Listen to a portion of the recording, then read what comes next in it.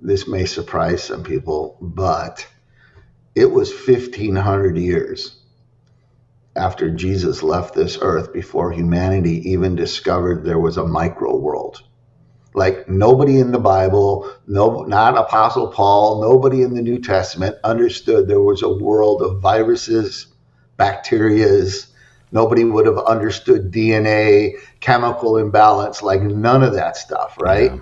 They, if somebody had epilepsy, right, it was always a spirit, right?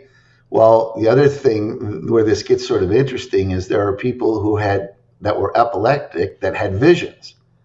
Well, to the mind who doesn't understand the micro world, and they're watching this person suddenly start shaking and their eyes rolling back in their head, and then they come out of this thing and then they talk about the vision that they had. Well, they think it's experience from God. Right? In other words, they would have nobody would have ever said, "Oh, they have epilepsy." Yeah. Right? No, a spirit came on them. Look, they're shaking. Look at their eyes. They're having a spiritual experience. And look, now they even had a vision. So I'm just saying, you got to be careful here and contextualize some of this stuff. You know what I mean? Like nobody in the New Testament would have understand that Jesus may have been actually healing people who had infections. Oh, yeah. They were all had a spirit, right? Yeah. So one thing that I think would be interesting to talk about is Bob Jones' relationship with Mike.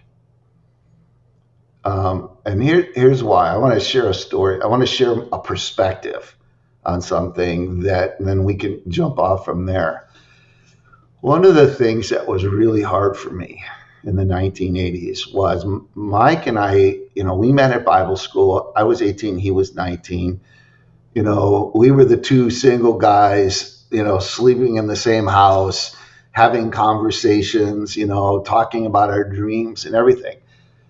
Up till Bob Jones showed up, everything that Mike and I talked about that we felt, we always talked about it in the context was, well, I have this feeling or I have a sense or, here's a biblical verse, right? And, it was very real and, and all that. When Bob Jones showed up in 1983, I watched my best friend change. And in hindsight, looking back at it, it was hard. I mean, it ultimately ended up in our relationship actually fracturing rather painfully.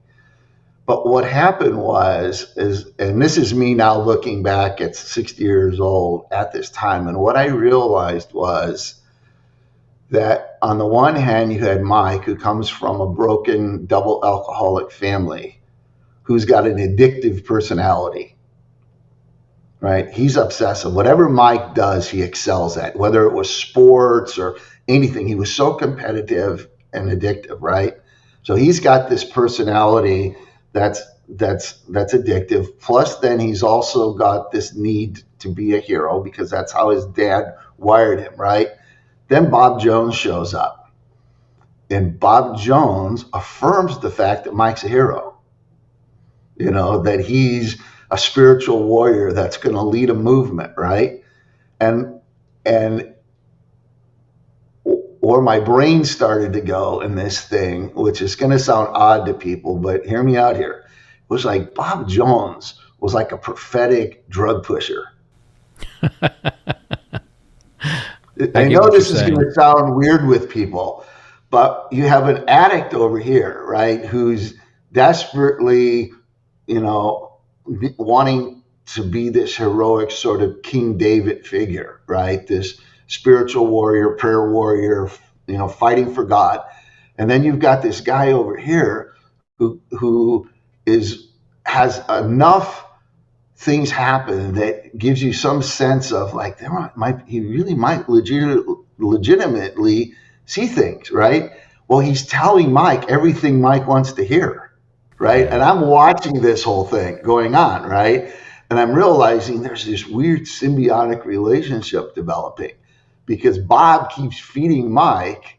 Right. all these things to keep bolstering up everything that Mike needs to be and wants to be. And Yeah. that's where for me I felt like it went off the rails. Meaning that it's like, how can you trust any of this? Yeah.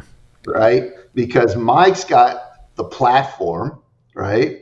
Mike's dynamic personality it's so strong. I mean, I don't know if I've ever met somebody that has a more powerful gift of influence than Mike. He can walk into a room, right, and completely turn people 180 degrees, and they go from we don't like you to where do we sign up? I mean, he's got that kind of chutzpah, you know what I mean? He's got that kind of charisma about him, right? Well, then you've got Bob Jones over here that's sort of this orphaned human being who's desperately trying to fit in somewhere. He doesn't fit in anywhere. And then he comes and meets Mike, and then suddenly there's this powerful connection because they need each other because Bob wants Mike's platform. Bob wants, but it's driven by this need for acceptance, right? This need to belong, this need. I mean, and he was so honest with me about it. It's like he just wanted to be a part of a family, Yeah. right? But in Yeah. order to do that, he had to keep feeding Mike these prophetic drugs, right? To keep Mike going. Prophetic drugs is kind of funny. I've been trying to find a way to describe exactly what you're saying. In my research, it's not just with Branham, it's not just with Bickle. I see this over and over and over in the research. And you've probably seen it in the comments, and you've probably heard it from people as well.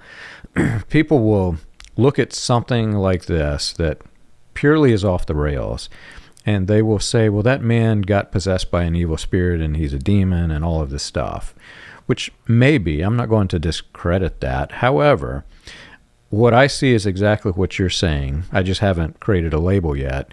When you have a charismatic personality who is feeding on this from the people, and so the people are supporting him, lifting him up, pushing him up onto a platform, then you get another similar personality who is not only doing the same thing, but bolstering the other guy.